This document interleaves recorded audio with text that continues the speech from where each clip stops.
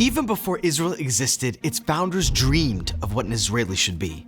A Jew who was bronzed from the sun, muscled from working the fields, and ready to defend himself against everything, from mosquitoes to raiders. A Jew reclaiming his power, shucking off 2,000 years of diaspora baggage. The new Jew would be fearless, because there would be nothing to fear. He would speak in his ancestral language and work his ancestral lands. And he would build a Jewish utopia, where his children would grow up safe and free. It's easy to imagine the strong, brawny Jew living in the land of milk and honey. But dreaming is one thing, reality is another. And after nearly a century of cold, hard reality, I often wonder, are we the Israelis our founders imagined?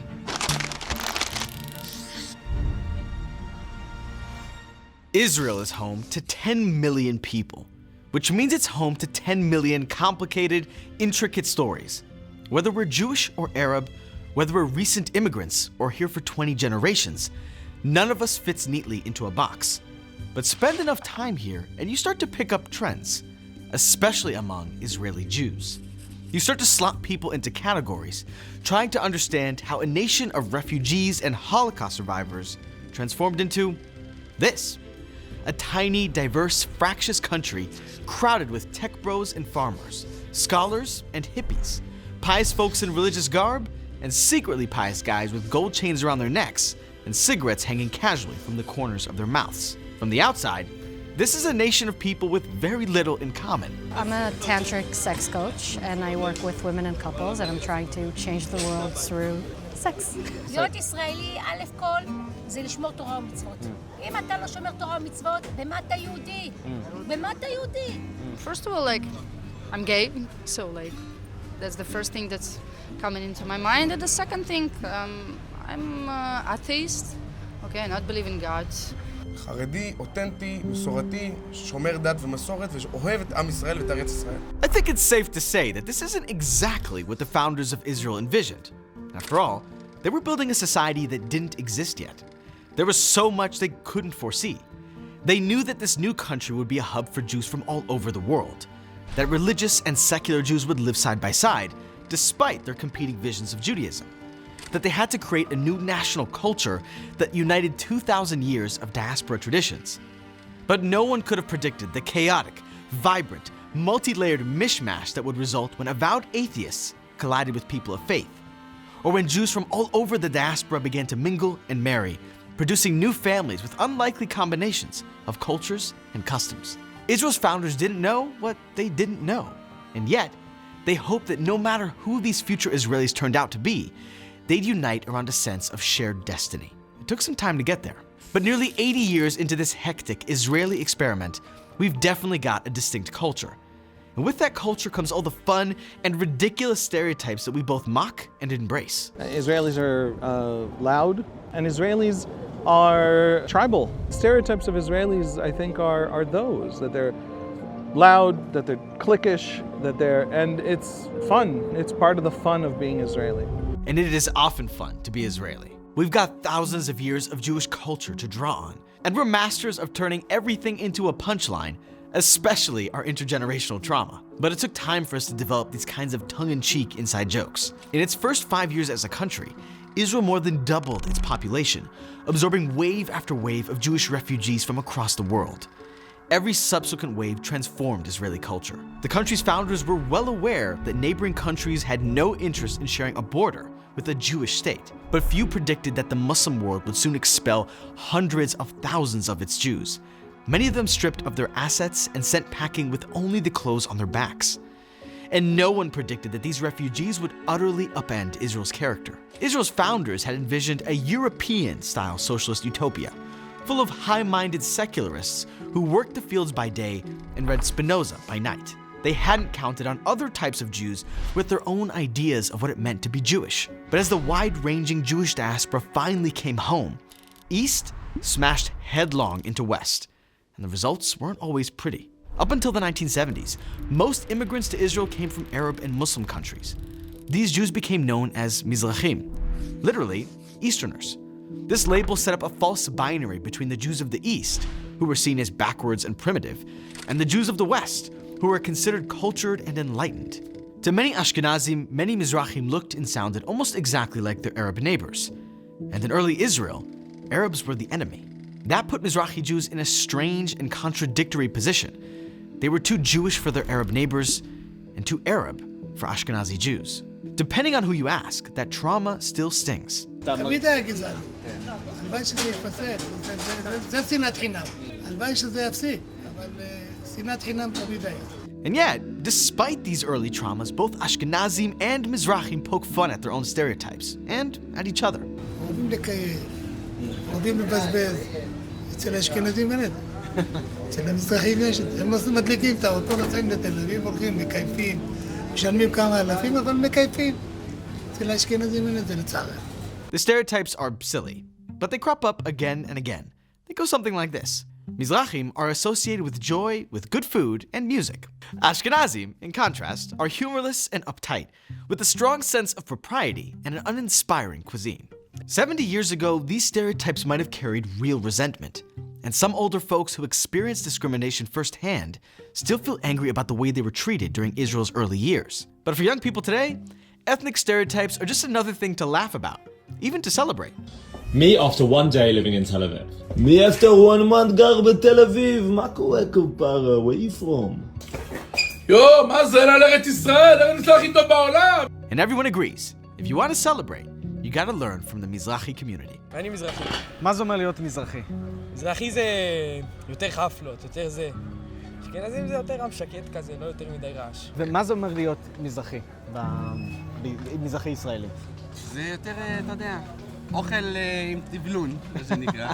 Over the years, Ashkenazi and Mizrahi culture softened into each other, creating something new and uniquely Israeli. And today, Israeli culture is firmly and proudly rooted in the Middle East. In fact, in 2014, a popular Mizrahi singer released a song called This Ain't Europe, which pokes fun at Israelis' desire to be worldly and Western.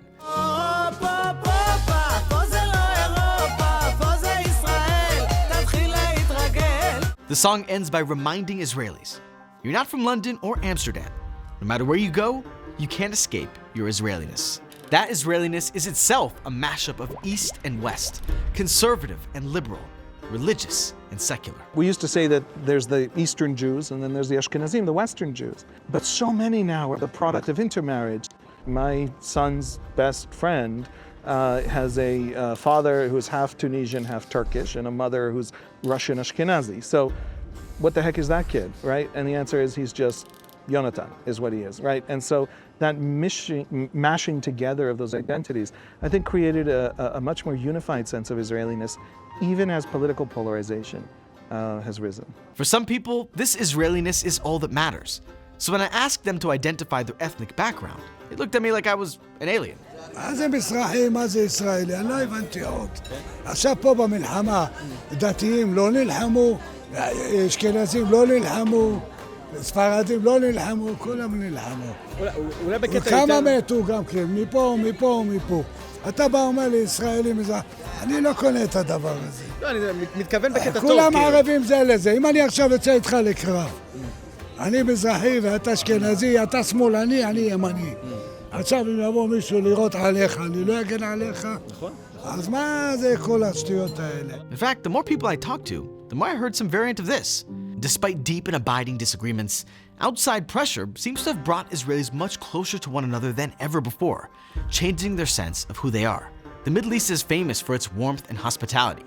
And in this regard, Israelis are exactly like all of their neighbors. בעיניי להיות ישראלי זה להיות חבר אמיתי של כולם, לחייך לכולם, גם אם הוא לא, אתה לא מכיר אותו, תחייך, תעזור תמיד, תעזור לכולם. אם זה מבחינת גיוס, לך תשרת את המדינה שלך, תהיה גאה בזה. זהו, תהיה אחווה בין כולם. For a country this famous, Israel is surprisingly tiny, which makes its culture clashes all the more pronounced. It's an exaggeration to say that everyone knows everyone, but everyone is connected in some way, like 6 degrees of Kevin Bacon. Hold the bacon. And that's one reason that Israelis, like other Mediterranean people, have a reputation for being so involved in one another's lives. What does it mean to be Israeli? Like, how would you describe what Israeli is? Feel like be independent, free. Adjectives that I think of when I think about Israelis. Numerous. They travel in packs, they have large families. opinionated, deeply invested in the people around them, in politics. We have this interesting data that they're very happy people. So what do I think of when I think of Israelis? I think of happy people yelling to each other about essentially their social lives. But it's not just our social lives we yell about. We yell about everything, including what we want our country to look like. You've heard the expression 2 Jews, 3 opinions? Well, there are over 7 million Jews in Israel, and our opinions are all over the place, especially when it comes to our shared religion. So it says that a happy life is one without internet and movies, which is a little ironic since we're here today to film a video about Israeli society. And so right now we're in Mea Shearim, one of the largest Haredi ultra-Orthodox communities in Israel, to ask them how they define themselves, how they see themselves in Israeli society. להיות חרדי, הוא מקיים את מצוות השם. אני אוהבת את הקדוש ברוך הוא המלך של כל העולם, ואני העבד שלו. קודם כל, זה המגזר הכי נחמד והכי טוב, שמאגד את הציבור היהודי, האותנטי, השמרני, העתיק של אבותינו, וזה הדבר הכי מושלם שיכול להיות. But not everyone agrees on what life in the Holy Land should look like. And though religious and secular might share the same spaces and speak the same language, they might as well live in different countries. ישראליות מייצרת סוג של דת חדשה, זאת אומרת להיות יהודי בלי דת. זה משהו שאני פחות איתו. הישראליות? כן. אין לי מה להתחבר. For many Haredi Jews, to be an Israeli is to live in the land of Israel. That's it. It's not about a fusion of East and West, of left and right, of religious and secular. Because for much of the Haredi community, Israeliness is only meaningful if it's part and parcel of a religious Jewish identity. And that creates some real tensions. Because of course, 20% of Israel isn't Jewish. And those that are might not be religious in the least. But even the most secular Israeli can't really escape religion, and often doesn't want to. It's everywhere, permeating the culture in ways that are both subtle and obvious. It sometimes surprises people to learn that Israel's founders were mostly non-religious, at least in the traditional sense, and in some cases, actively hostile to religion. They made a distinction between being culturally Jewish and observing Jewish law, or having faith in a Jewish God. For them, the Bible was a cultural and historical artifact, not the Word of God. Though that didn't stop David Ben-Gurion from using biblical quotes to win arguments with his religious counterparts in the Israeli parliament, and a vowed secularist using the Bible as a trump card. So petty, so Israeli. I love it. In Israel, secular doesn't always mean secular. And that's because in Israel, and in much of the Middle East, the lines between culture and faith are easily muddled. You might have Shabbat dinner with your family and then go hit the club without seeing any contradiction between the two. Most Israelis fall somewhere on the middle of the spectrum between strict observance of Jewish law and total disconnection from religion. Because Israel is a Jewish state, no matter what form your Judaism takes. And for many, their Judaism is inextricable from their love of the country. When Israeli pop superstar Omer Adam was asked to name the most Israeli thing he could think of, he answered tefillin, those little black boxes that Jewish men used to pray. And that blend of Jewish ritual and Hebrew pop culture has come to define the Israeli mainstream. Adam sings about romantic love and the party culture of Tel Aviv and Dubai. Not exactly religious themes, but in Israel, you don't have to be traditionally observant to be traditional. Of course, for some Israelis, traditional observance is part and parcel of Israeliness, a seamless marriage of religious and national identity. These Israelis are known as Datim Leumim, national religious. Sounds better in Hebrew. אני מאמינה בדרך של תורה ועבודה, גם כמובן ללמוד תורה, וגם בדרך של לא להוריד מזה את העבודה, נגיד אני הולכת בעזרת השם להתגייס, או לעשות שירות לאומי. In some ways, Israel's national religious community see themselves as modern Israelites, continuing the legacy of our biblical ancestors. The prophet Ezekiel foretold of a community that would come alive from the dry bones. And for many, many Israelis, not just the religious ones, this prophecy resonates across the generations. For centuries, we were scattered all over the world. We shared a religion and an identity, but not a national culture. And then we came back home, and we rebuilt that culture together. There are so many things about this fractious, beautiful society that its founders could not have imagined. There are so many things that we don't really understand about them, about what it was like to build a country from scratch, to create a safe haven, to bring together a scattered people. But from a gulf of nearly 80 years, There are a few things we know for sure. We may not all look like the brawny, muscular new Jew that our founders envisioned. We may not be secular socialists like they were. We may not agree with each other on much, except for one thing. We are lucky. Despite the uncertainty and the chaos, despite the bloodshed, despite the rancor that sometimes splits us apart, we are lucky because we live in the land of our ancestors. We are lucky because we get to come together, all of us, from different backgrounds, with the same ancient roots, and create a new society in a very old land. So, who are the Israelis? They're a hectic mashup of Eastern and Western, old world tradition and cutting-edge modernity, a collectivist society with a stubborn individualist streak, a society where everyone is in each other's business. Like brothers and sisters, we might not always get along, but like brothers and sisters, we are there for one another, no matter what. We're the loudest, most tribal, most dramatic family you can imagine, each of us woven together, each of us connected by the ancient tether of history, and by the endless possibilities of our shared future.